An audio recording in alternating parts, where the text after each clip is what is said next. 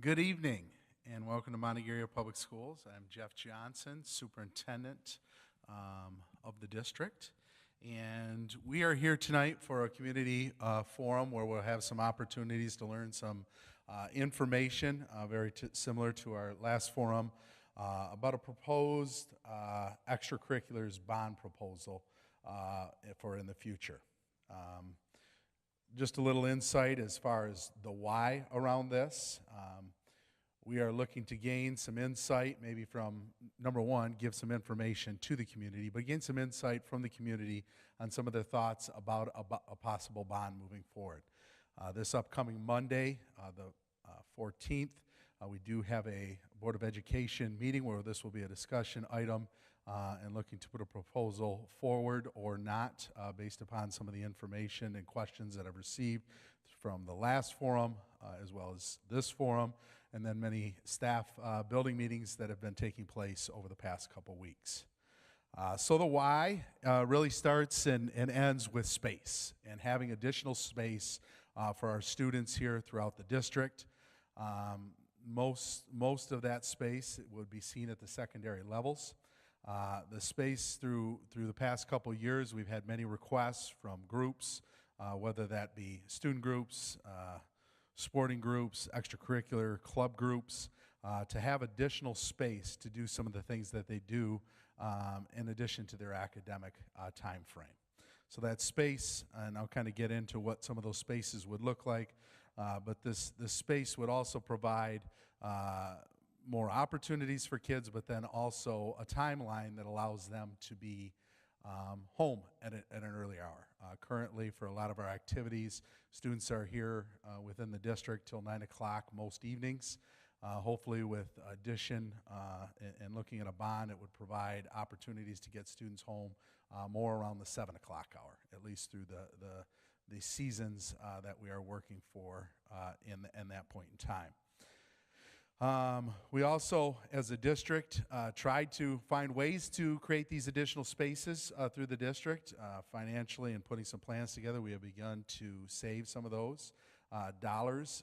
We're currently at $30,000 worth of savings for some of the different requests that we see throughout the district. Obviously, that's not enough to get the additional spaces that we need.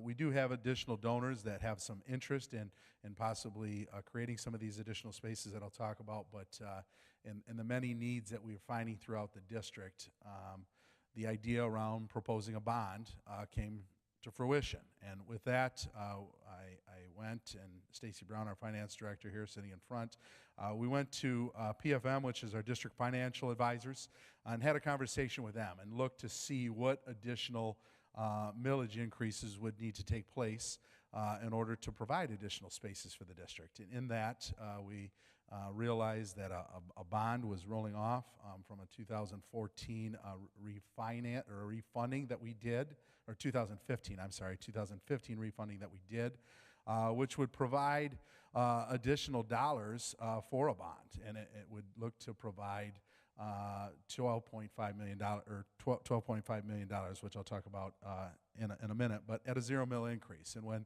we were looking at this and realizing that there's some possibility of creating financial dollars to provide this additional space at a 0 mil increase to the taxpayers, we decided to start looking at it a little bit closer. Another reason looking at some of this is Montague Area Public Schools is joining, they're staying with the West Michigan Conference as far as athletics is concerned, but with a new transition and additions to the West Michigan Athletic Conference, we are now a part of a division, and there's two divisions going to be in the West Michigan Conference starting next year: a large division, meaning large schools, and then a small division with some of the smaller schools. We are in the large division, which then puts us in a division with Ludington Area Public Schools, Fremont, Orchard View, Oak Ridge, Whitehall, forgetting one other, Manistee as well. And looking at some of their facilities and things that they have, this could be an opportunity for us to have additional activities within the conference activities that I'll get to as well in a little bit. But looking at an area for space for kids when competing against these bigger schools, I think it would be very advantageous for the district to look at more space, and I'll kind of get into that. Next slide, Mr. Gorman. So what is a bond? How does it work? A bond is a common way for school districts to borrow money. It acts as a loan for school improvements, and if approved, the bond would be repaid through a portion of your property taxes. This is not your fix-it dollars, but these are structures or things that a district can't afford within their general fund dollars. These would have to be voted upon, and then through a progress in years to come would be voted upon it as well. A bond is not to pay individuals more or to provide additional classes or to fix this or fix that unless it's a full remodel or a new piece of equipment or space to be used. This has the ability for one-time funding, so a little bit different than our sinking fund that I'll talk about in a little bit as well, but a one-time funding where we actually get it from the school bond loan fund. Next slide, Mr. Gorman. Continuing on to talk about the bond, how much is a bond? Looking at one possibility, which would be an August bond proposal. A proposed bond would provide approximately $12.5 million to the school district, providing additional space and to meet the need of the students. This bond will cost 0 mills, meaning it will not create an increase to your property taxes. This is possible because the district is able to extend a current bond. So currently, we have a bond through the school bond loan fund. We originally, and I say originally meaning from the last bond, we were bonded out till 2039. Through some refunding that we did throughout the district, we had cut that down to 2035. With this bond proposal, it would be a 0 mil increase to the taxpayer voters, but it would put us in that debt loan fund for an extra 2 years, back to 2037. So it would be a 2-year extension of that work. I will say as school districts are concerned, and I'll talk about this a little bit later as well around future bond ideas, school districts don't necessarily look to have that bond year roll off, because then it would be, as a school district, for any future bonds, it would all be increases rather than utilizing the dollars that are in the current millage. Refunding other, so after this in this process, like I said, we do have a board meeting this upcoming Monday. The Board of Education will have some discussion and look for a path to move forward based upon some of the community forums, building meetings, conversations that they've been having as well. From there, if the decision is to move forward, we would need to set up a treasury meeting with the state of Michigan. In that treasury meeting, it would need to be 4 months prior to the actual voting. So if in August, we would look in a quick timeline, looking at the end of the month into the beginning of April, to have that treasury meeting. If that goes through, we would work with our architect and our law firm, Troon Law Firm, is in that meeting with the Treasury. If that was to be approved through the Treasury to see that things were aligned correctly, and it's a big 75-page document that we submit, it would then move into a ballot language submission, which we work with our lawyers, Troon Law Firm as well, which would be 3 months prior, so in May, for that to take place for an August proposal. We need to turn that in May in order to get it on the ballot in August. I'll talk about this in a little bit as well, but there are opportunities to not only have a vote possibly in August, but November or that following May as well. But I'll get to that in a second. Next slide, Mr. Gorman. Extracurriculars, something that I'm a true believer in, setting the high standards that we do here in the district and creating a great representation for the district. In a study done by the USDA, it was revealed that students who participate in extracurricular activities are 3 times more likely to have a grade point average of 3.0 or higher. This isn't necessarily just sports, but the extracurricular clubs and organizations that we have, whether that be band, choir, NHS. In this new conference, we're looking at additionals of science Olympiads and chess clubs and the number of different things that have been in previous conferences that some of these schools are coming from, such as the CSAA Quiz Bowl was another one, but more academic related in some of those extracurriculars. Extracurricular activities increase students' connection to the school, raises their self-esteem and positive school natures. The connections they make with other students is very beneficial. Having proper facilities and equipment for these activities is important to their success, not only while they are here within the district, but then as they move forward in life as well. The focus around this, obviously, like I said, is more space. The focused extracurriculars would be around athletics, FFA, DECA, band, choir, theater, and robotics. Next slide, Mr. Gorman. So these are some proposed bond projects, and like I said, in a process as concerned, these are conversations prior even to the Board of Education looking to move this forward. These are ideas or needs that we have seen throughout the district. These could change prior to that August meeting as we continue to move forward based upon some of the communications that we have with the community in this project. The two big major components, though, looking to be taking place in this extracurricular bond would be a gymnasium and an ag barn. And those two would provide additional spaces, not only in their building, but then where their current where those or what's being used in the current gym and the current barn, and revitalizing those and making changes to those facilities to provide extra additional things as well. So gymnasium, and we have been working with an architect, Tara Pinkster. He actually should be showing up quite shortly. He was a little late on his ride from Grand Rapids. But in that top right-hand corner, those were just some preliminary drawings, very rough. As an idea, the idea would be an additional gymnasium off the northwest corner of our current building there, kind of tucked in back around the cafeteria. This could be a number of different things as we get further into the work of a gymnasium as to what it looks, but we need additional practice spaces, especially during those winter seasons when the weather's not so great, and we have students here, like I said, till 9 o'clock each evening. An idea of a performance gym is one of those ideas being floated. It would have an area for a new weight room and fitness center that could be used by all our students. It would have a track around the top for additional walking and track performances as well.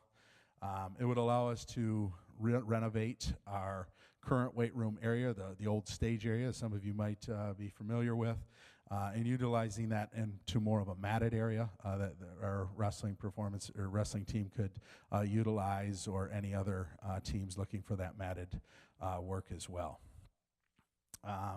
In that area, obviously, we'd look to have some concessions, bathrooms, and more of a performance, unless that doesn't make sense as we continue to move through this process. This is a fluid idea, and these are just some of the ideas that are currently being put out. An ag barn, obviously, we provide some CTE programming here within the district. It's unique around districts within the state of Michigan. Actually, our current FFA students are at Michigan State University competing right now. Some of them are being very successful. We have one of the top rated programs in the state of Michigan, and even receive recognition nationally. So in this barn, it would look more like a hobby-type barn, but in that, there would be a large space for the animals and the things that we do have and utilize, as far as some of our chicks that we raise with our students, and some of the other animals that they bring in throughout a school year. It would also look to provide food processing opportunities. Food processing within Western Michigan is something that continues to grow rapidly. Some of you might be familiar with Consumers power plant there, the big tall smokestack that went down.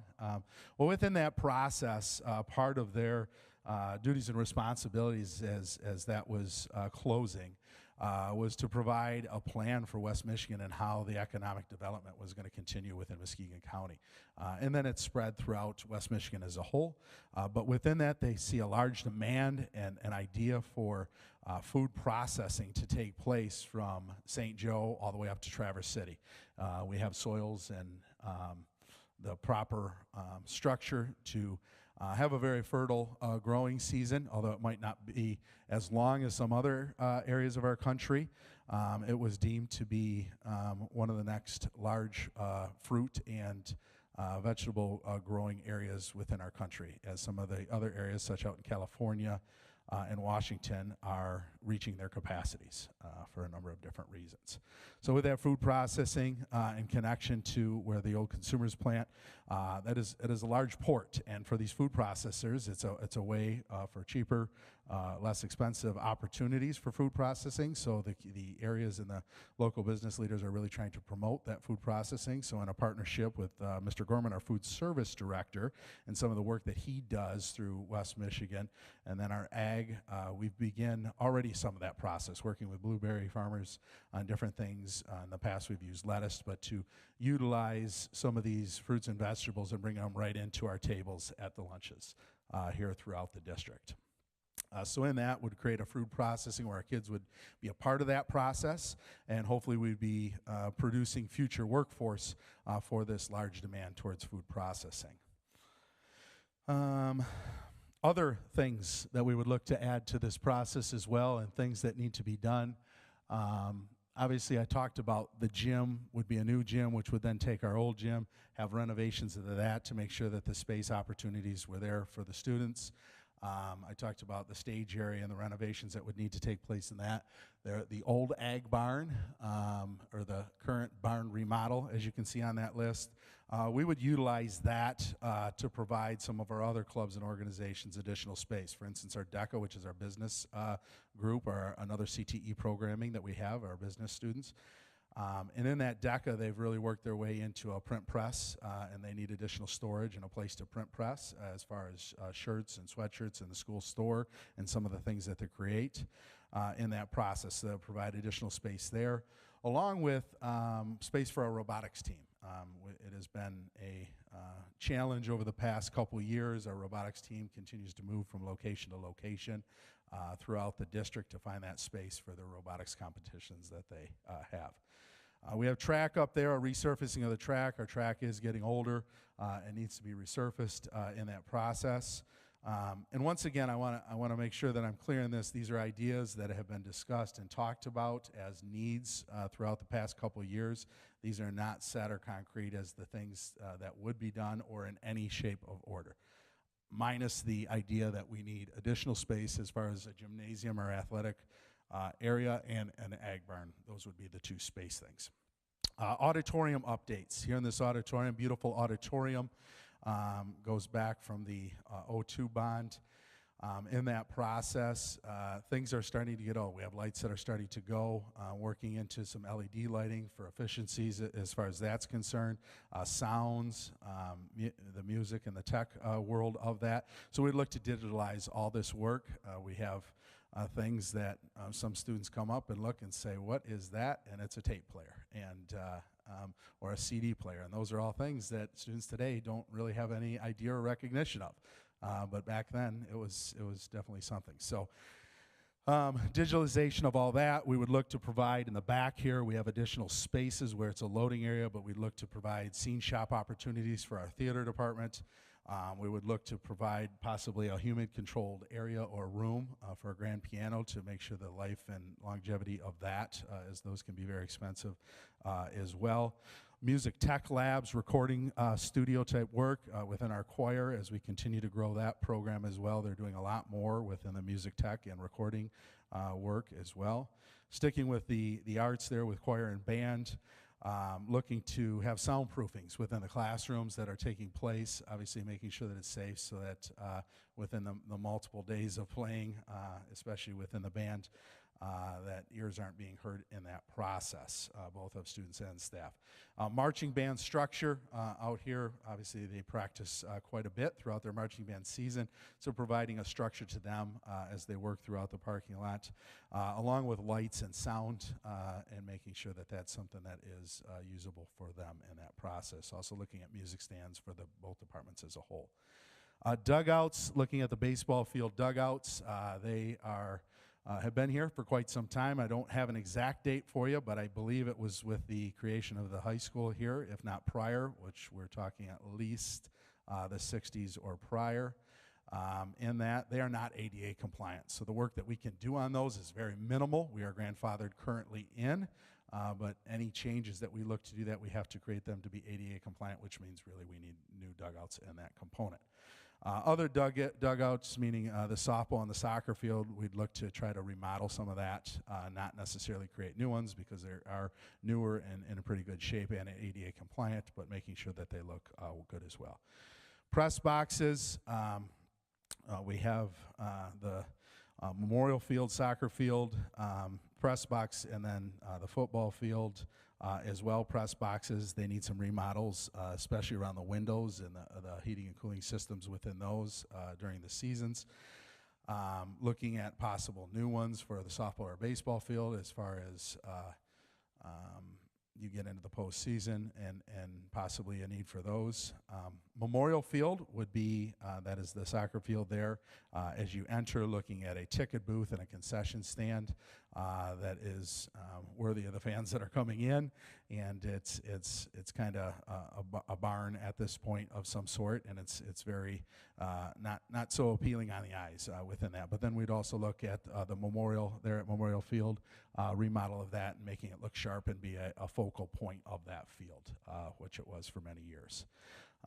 Also looking at possible parking lots, resurfacing of these event lots for the events that we have around our athletic fields here or at Memorial Field as well, connected to RRO. Next slide, Mr. Gorman. Construction, if a bond is approved, MAPS would issue a request for proposal or an RFP. This is a formal invitation of construction bids. Once a bid has been selected, the construction manager will work together with the district to see the project to completion. Currently we are in process. We have worked with an architect, Mr. Matt Slagle here in Tower Pinkster in the past, so they would be the architect that would be used within the district based upon previous things. But we have also started putting invites out to construction managers and starting an interview process for them for future projects down the road as well, and asking some of the questions. In a construction manager, they're the ones that kind of make sure that they see the process through and make sure that it's done right based upon conversations with the architect and the district as a whole, and make sure that it's done properly. That is a little bit different than previous vote that took place with our sinking fund, whereas a construction manager wasn't involved with that. Larger projects such as the gymnasium would take 10 to 12 months in that process just to really get the ideas together and get them set. And I'm going to talk about this briefly in a minute, but after a yes vote is really then when the details start to be worked out, and that's when the community will continue to get involved. We'll have community groups and gatherings to really have a better understanding of what the need is within the district on that. So 10 to 12 months as far as the planning and the ordering and those kind of things, then the true construction begins, which then could take anywhere from 8 to 10 months as well on top of that. So really, in terms of an athletic space or a gym space, you're really looking for the school year of 24-25 for completion. And that would be this year's freshman class for that. Smaller projects could start much sooner based upon after a vote takes place and that next taxpayer collection, that's when that could start and the paperwork's finished. We could work at some of the smaller items such as the barn and down on that as well. Through this process with the RFP process, like I said, it is a bidding process, so it does give total transparency. These are things that we would be posting on our website and a better understanding for everyone to see not only what companies we're using, but the prices that we're getting on those. Next slide, Mr. Gorman. All right, so this is more on the process. The district is currently looking at an August ballot vote. It is quite quick. But there's a couple of different reasons for that, but it is also possible that we could look to move to the November or May ballot through some of the discussions that we have with the Board of Education on Monday. I'm going to skip to the next one as far as quick timelines and inflation. Just through conversations that we have, we're currently in a large uptick of inflation in our country, and we do not see that stopping within the next year. And with playing things out a little farther, moving into a November or a May election, that could create even more inflated prices, which could cause an issue for the district as far as some of the building and things take place. There is an opportunity to gather or collect more dollars in that, and those will be the opportunity costs that we'll have in discussion as far as a board on Monday's meeting as well. Scope and sequence. So really, as superintendent of the district, I want to make sure that we're not only set and meeting the needs of the students now, but for the future as well. And in this process, I've really tried to make sure that we can get something in place that would leave the district in a good spot long after I'm gone, or the staff here, and even some of the community here moving forward. So in this process, what we would like to do is really try to have a timeline set up where we have the sinking fund that was voted on 3 years ago as a $0 mil increase based upon some refundings that took place. But then also this would be a smaller bond, which would be a couple years down the road, 5 years down the road. And then we would look to move ourselves in like the 2030-31 year possibly, and that's a tentative date, of course, but to have a larger bond. And once you have those three set, it would be just a cycle. And it would be a cycle from that point on, you know, with the sinking fund at that 10 years, and then the small bond, and then the larger bond. It would be something that would be $0 mil increases for the community from that point moving forward. So it's kind of creating a scope and sequence for the district, so that as through time and attrition and things begin to deteriorate, and there's other needs for the school district, it should be set up that you have a sinking fund that really speaks more to the repairs and the fix-its, into a small bond project that the district might need at that current point in time when the renewal is up, along with a larger project that could take place as well. And so when I talk around the 2030-31 time frame, I really talking and looking and having conversations already, even though that seems like a long ways away, it really isn't, about updating our elementary school or building a new elementary school, or in addition to our MAC school to have a K-5 elementary at our MAC, but something around the elementary school building as a whole, as that is our oldest building within the district, and it does need attention moving forward as well. So that would be the next large project. Obviously, the dollars associated with something like this bond could not attain all the needs within that building. So scope and sequence gives a timeline moving forward down the road. Committee groups before and after. You will see many committee groups if the board decides to move forward on such a project. You'll see community members that would try to create a yes committee. That cannot be done through the school district, as there are laws and regulations around all of that, but there are community members that would look to create committees or groups together to have a positive election, and they would create this yes committee in that process. So that will be shared, I'm sure, by many individuals throughout the community, and being part of that community as well. If a bond was to pass with a yes vote, we would then create many smaller groups or community groups involving a number of different people, but all staff throughout the district, whether it be teachers, support staff, administrators, coaches, club organizers or leads, students, parents, outside community members, business owners, all those throughout the district. We'd create a number of different focus groups or groups to really get more detailed about the work that we do, and that's that 10-month period that we work very closely with the architect and Tower Pinkster to really set those guidelines as to what really the bond would be focused on as far as details are concerned. You can see some overview in that process prior, but that would be the after. Next page, Mr. Gorman. I talk a little bit about the sinking fund a couple times here, and I want to provide some clarification.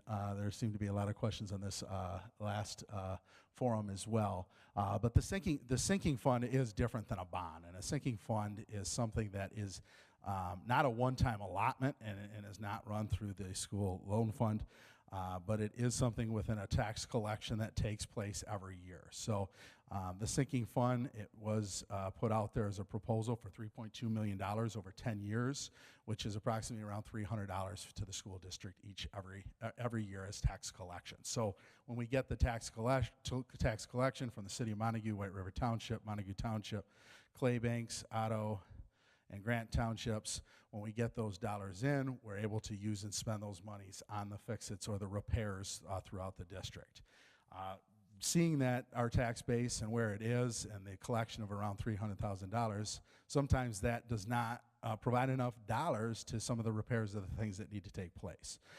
So as far as things that kind of have been taking place, we have really focused our dollars as far as our heating and cooling, the HVAC, and then our boiler systems. So for instance, that we're finishing up year 3 of that sinking fund dollars. So if you think of $300 a year, you're talking approximately $900,000. We have not spent $150 of that yet this year, as we're trying to save on to next projects as well. But of that 750 there, over $600 of that was spent just on the boilers throughout the district. And the boilers, the old boilers that we had, they were running at temperatures of 190 degrees on a daily basis, which obviously is not very energy efficient, and it provided for difficulties in raising and lowering temperatures in a rapid or in a quick proximity or timeline.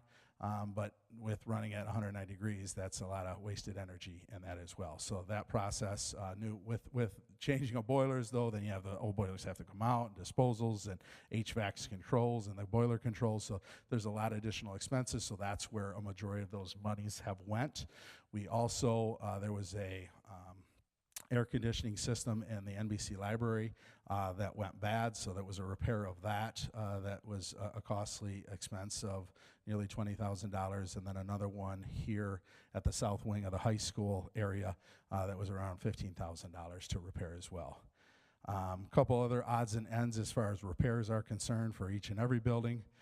Next projects, looking forward, and there will be a discussion item at the upcoming board meeting about the sinking fund as well, is really looking at windows and air conditioning at the elementary school. The proposed plan right now is to continue to start saving that money.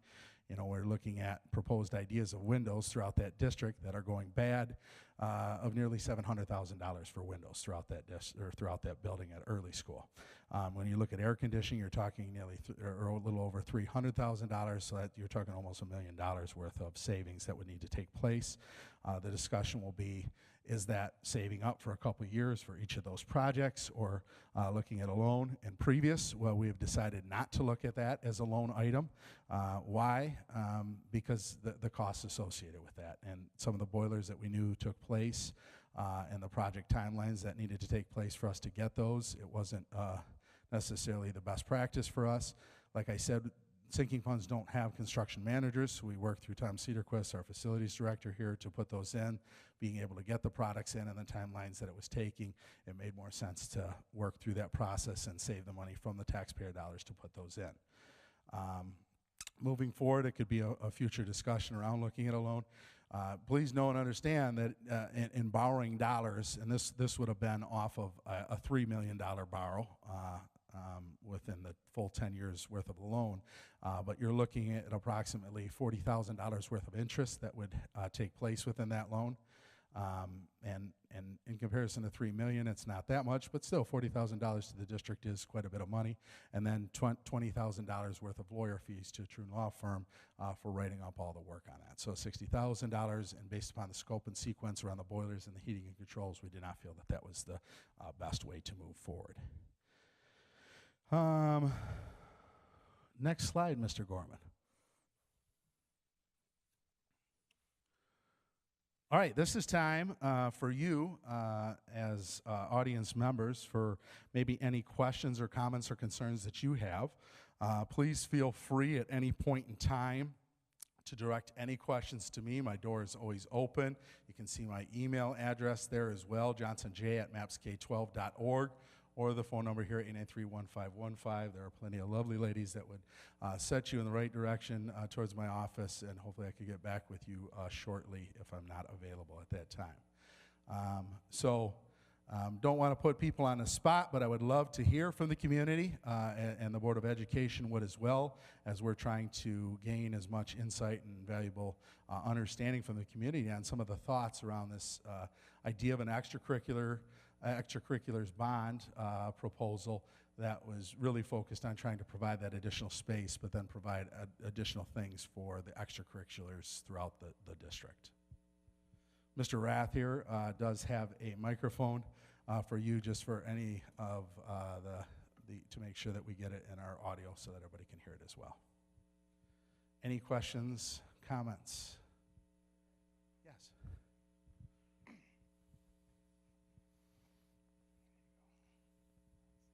So my biggest question would be, is one basketball court, one gym enough? I mean, in the foreseeable future, to me, I mean, it doesn't seem like it's enough. So if we're going to do this, I would assume that we would want to do it right the first time. So my question would be, is there enough space where we could financially and from a space standpoint make multiple courts for, I mean, girls and boys play at the same time, and it just, you know. Right. So in a proposed idea at this point in time, by no shape or form as a final product, it actually would provide a double court, so 2 courts for the district. So it is not just one single court. It would be one performance court, but there would be 2 courts that could be used. It would be full courts going the sideways, so that screen could be brought down as well. So it would have 2 courts to provide that additional spaces for practices or events such as White Lake Youth Sports or some of the other volleyball programs and the different things that are taking place, rather than just having the current 2 side courts that we have in our small gym. That would then provide it to be 4 courts throughout the district. There are questions on size as well. We have talked about looking at a 3-court. I don't know financially under a $12 million spending if that dollars are there. Part of our discussion with the board, we'll be looking at the 0 mil versus a 0.5 mil increase and a 1 mil increase. Obviously, I think as a 0 mil increase for voters, I think is always much more pleasant in that process. But yes, the idea is that we would like to build as spacious of an area as we can under the financial guides that we can to be able to provide those additional courts and make sure that we're trying to do it right. So yes, in the right direction. The question is, how much is that? And that will kind of be determined on the market as well. Obviously, a very volatile market right now. And from right now to August to November to May to by the time the building takes place, no one really knows what those prices are exactly. Through construction managers and some of the interviews that we've already started to begin to have, they feel like they can narrow it down a lot closer than we could, not in the industry, but that always is a little temperamental as well. And hopefully that some of those prices would be lowered so that we could get the maximum space for the dollars out there. Other questions, comments?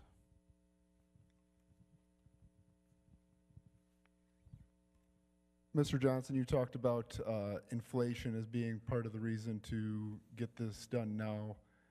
How come not for the sinking fund? Like, windows and air conditioning are only going to be more expensive as well, and you're going to have energy savings from that. Very good point as well, and that'll be part of our discussion item on Monday as well.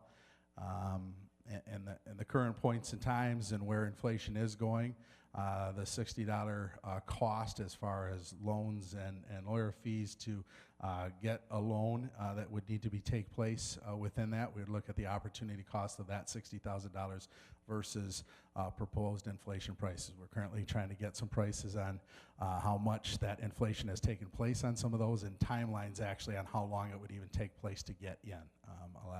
So it's not only the amount of dollars associated with that, but then the timelines to get that equipment in and installed based upon the labor force as well.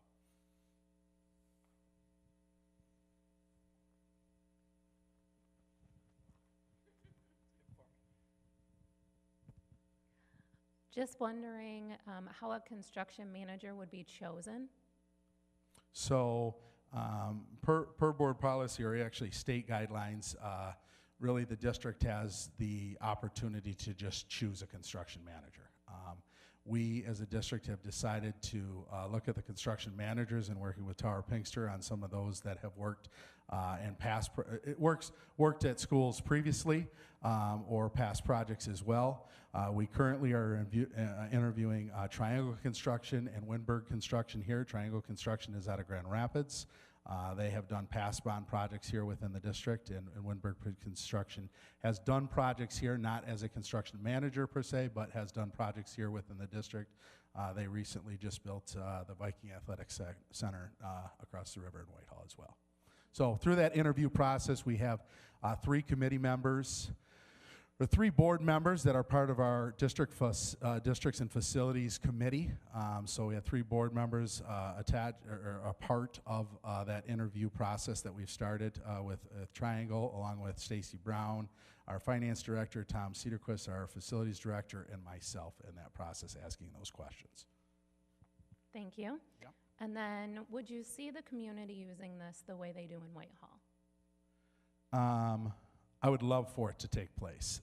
Can I give you a 100% guarantee at this point in time? No, just based upon the associated costs with that. I would want to make sure.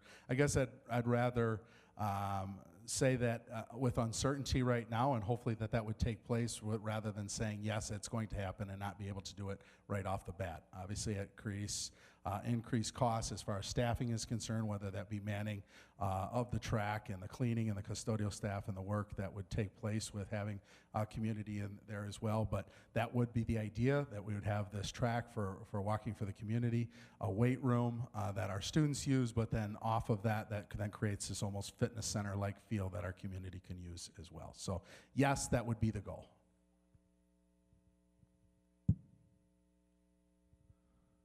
Any other?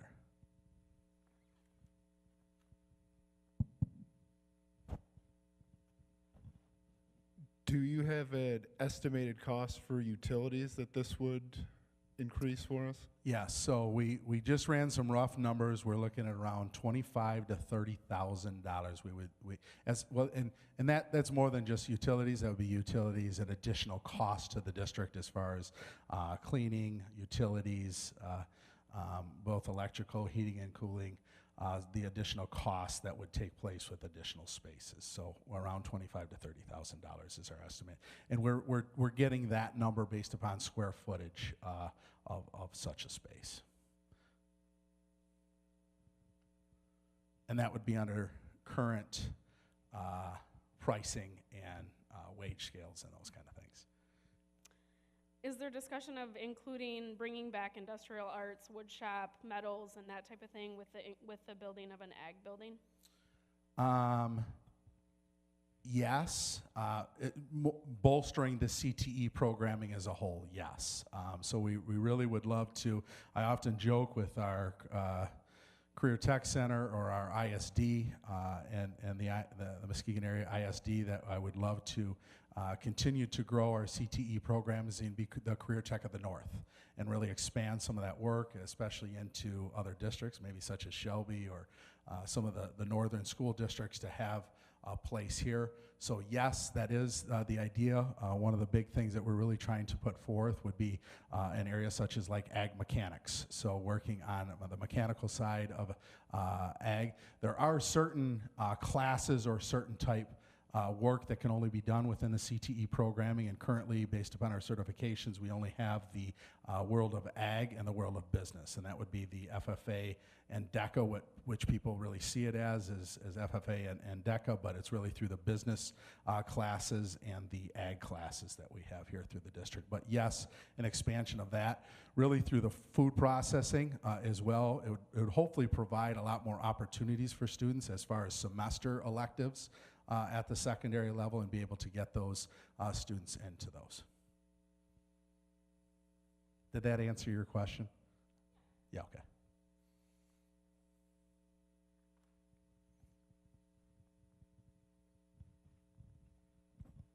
Of all those projects that you had listed, how many do you realistically believe could get done with the $12 million?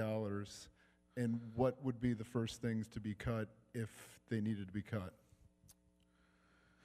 Mr. Gorman, yeah, if you could go back one more. All right, so the gym and the ag barn would be the focus, right? So that would be that. I would then also say within the remodel of the current space within the gymnasium, and then the barn remodel to provide that additional space. Those would be the focal areas and the first things to go, or the first projects to really take place. We then look into the track, as that does need to be resurfaced in the near future. Otherwise, it could be a much bigger and more expensive process within that resurfacing. The dugouts at the baseball fielding being ADA compliant, I would put not towards the top of the list, but under some of that. I would then look into the auditorium updates and some of the efficiencies here within the auditorium. The lighting and the sound systems and the things that we have here do need to be updated, as we do want this to be a showpiece or a nice area for us here in the district. I would also put some of the band equipments or some of the things that we have to do those in order to, number one, stay competitive, but to have a safe environment for our students with the lightings and the sounds and the different things through the marching band as well. So I could see that those being moved to the top. Also at Memorial Field, some work there around the tickets concession work would be slightly under that then, to make sure that we have a place that is well represented of the district. I would then move into the press boxes as far as the remodel of windows and heating and cooling. On the remodel work, I'd probably take the new construction of press boxes for baseball and softball and move that down lower in that work. I'd also look at the back scene shop area and then the humid controlled area, probably moved a little bit lower within that as well. So if that was a scope and sequence out of those, and that's just one man's opinion. Obviously, there are plenty other players that would take place as far as our Board of Education and our staff and committees moving forward, if that's the direction we want to go.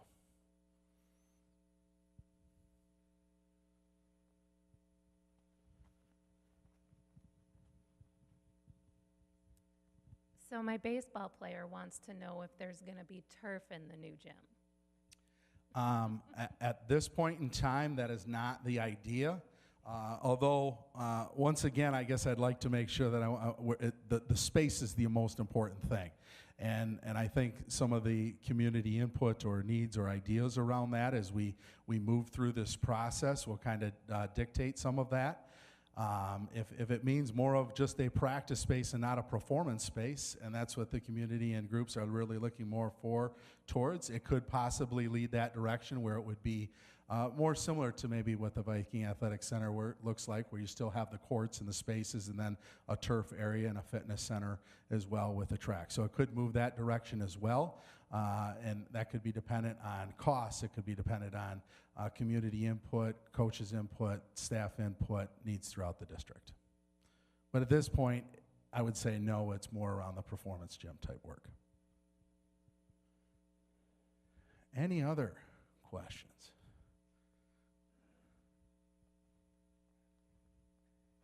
He's coming with a mic for you here, Chuck. Are we a center for ag education? So a center meaning, In this county, in the county schools? so there is another ag education at the Career Tech Center. Okay.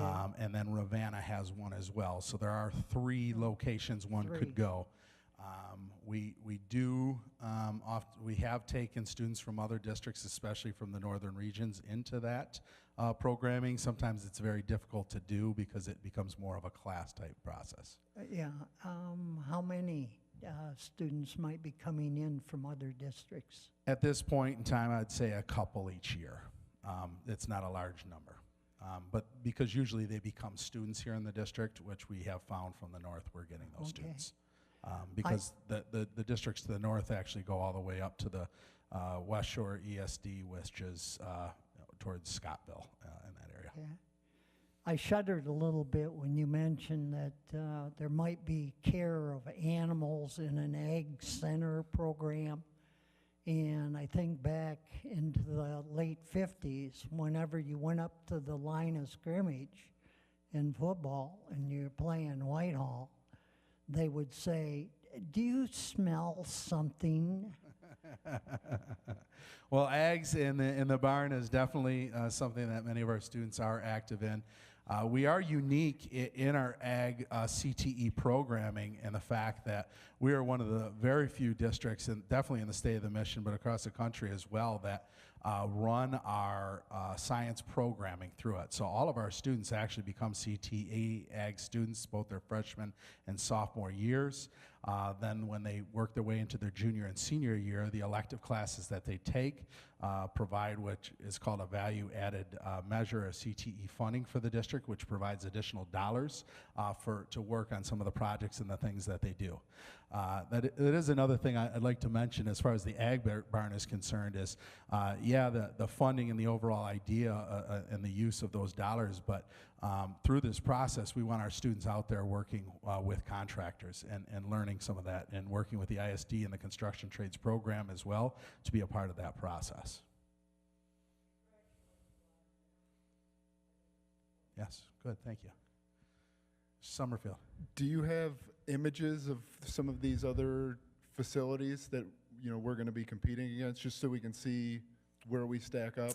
Not currently in this moment, but yes, we can get those. Obviously, Taylor Pinkster is an architect that has worked with many different schools, but we could get pictures of those as well. Actually, in one of our construction management interviews, pictures were brought in of one of those gyms within the conference and what that looked like and what that might be in comparison to something that we would look to utilize as well. There would be site visits. Obviously, if this was to move forward, members of committees or groups would actually go look at a number of different gymnasiums. This is something that's been talked about for quite some time. I'm sure even prior to my arrival, as far as the gymnasium is concerned, but looking at other districts throughout, not only the county and the conference, but the state as well. There's some innovative things out there to do to maximize your dollar in that process.